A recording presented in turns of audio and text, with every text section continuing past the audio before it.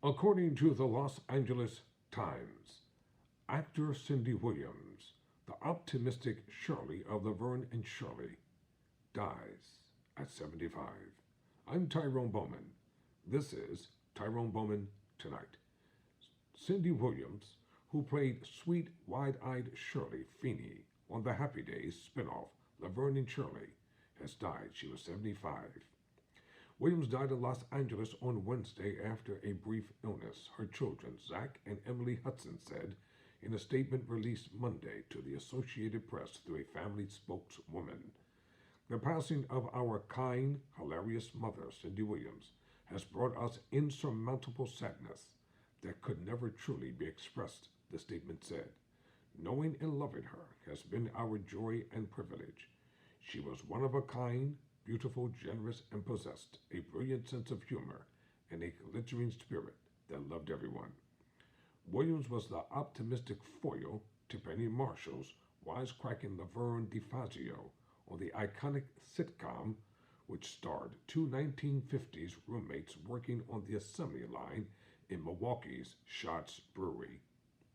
When you can find those characters with attitudes who are in sync, they are funny and charming to watch. You see aspects of yourself in the characters' attitudes, Williams told The Times in 1993. Usually in sitcoms, the characters you play are close to you. They are beats within yourself that you really play well. Though she might have appeared an expert at pratfalls when the show debuted in 1976, Williams was a novice to the sitcom genre. Before that, she trained in theater in high school and at Los Angeles Community College, then honed her skills when she was accepted by the Actors Studio West along Sally Field and Robert De Niro. The Golden Globe nominated actress appeared in George Cukor's travels, I probably messed that up, I apologize, with My Aunt and starred in George Lucas's 1973 nostalgic coming-of-age comedy American Graffiti, and Francis Ford Coppola 1974 film The Conversation. She also auditioned for Lucas Star Wars but lost the part of Princess Leia to Carrie Fisher. It was a fateful meeting with producer Gary Marshall and Fred Ruse that put her on the path to skipping down the street chanting, Shamalia, Shamalia, Shamalia, Shamalamaze. Hatzenpfeffer incorporated in Laverne and Shirley's opening sequence. Marshall Williams recalled in her memoir, Shirley, I just turned to Ruse and said, I like her. She's like a pudgy Barbara Harris, the Tony Award-winning Broadway comic. They brought her on to the newly formed company, Compass Management, then on her first audition.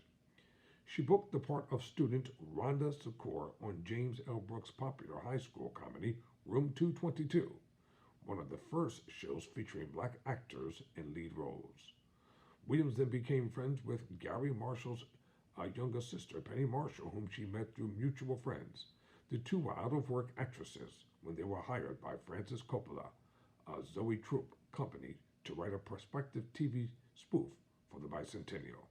They got a lot of comedy writers, or people who wanted to be comedy writers, Williams told the Times in 1995. They wanted two women. We would be assigned a certain aspect of the history of America and write a spoof on that particular aspect of American history.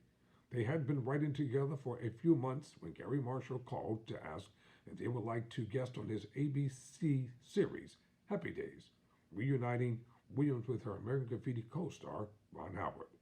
Penny said yes, and I said yes, and we went and did it. The rest is kind of history, she told the Times. The women became household names after 1975 when their characters, two girls from the other side of the tracks, appeared on Marshall's sitcom for a double date with Richie, Howard, and Fonzie, Henry Winkler. Co-created by Gary Marshall Lowell, Grants, and Mark Rothman, the spinoff followed the escapades of the Blue Collar Gals. It launched on ABC in January 1976 and soared to the top of the ratings, becoming the number one rated show for the 1977, 1978, and 1978-1979 seasons. Williams learned the genre on the job. The show's broad physical comedy was reminiscent of Lucy Ricardo and Ethel Warner and Ethel Mertz's hijinks on I Love Lucy. Although the sitcom aired until 1983, Williams, who directed one episode, stayed on it and only through 1982 when its final season began. Gary Marshall told The Times in 2012 that it was a tough show, the opposite of the carefree set of Happy Days, due to the headstrong actresses. Amid some tension between the stars and her own pregnancy, Williams left the series before giving birth to her daughter, Emily, and then husband Bill Hudson. She married Hudson in 1982. They had 2 children and divorced in 2000. When it came time for me to sign my contract for that season, they had me working on my due date to have my baby, Williams told the Today Show in 2015. And I said, I can't sign this. And it went back and forth, and it just never got worked out. After she left, Williams and Paramount TV producer Gary Marshall after she left, Williams sued Paramount TV and producer Gary Marshall for $20 million, claiming they had welched on a promise to accommodate her pregnancy and still pay her $75,000 per episode plus a piece of the profits. The lawsuit is settled and everything is copacetic, Williams told The Times in 1985. Williams and Penny Marshall, who died in 2018, also reconciled after the show went off the air, appearing in a cast reunion on Entertainment Tonight in 2015. Williams spoke highly of her TV comrades.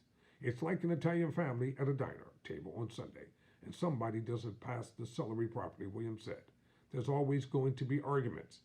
Happiness was everyone's goal on the show, and she said, and as such was the case for herself and co-star, I go to Penny's house, I get in bed with her, and we watch TV. She's like my sister.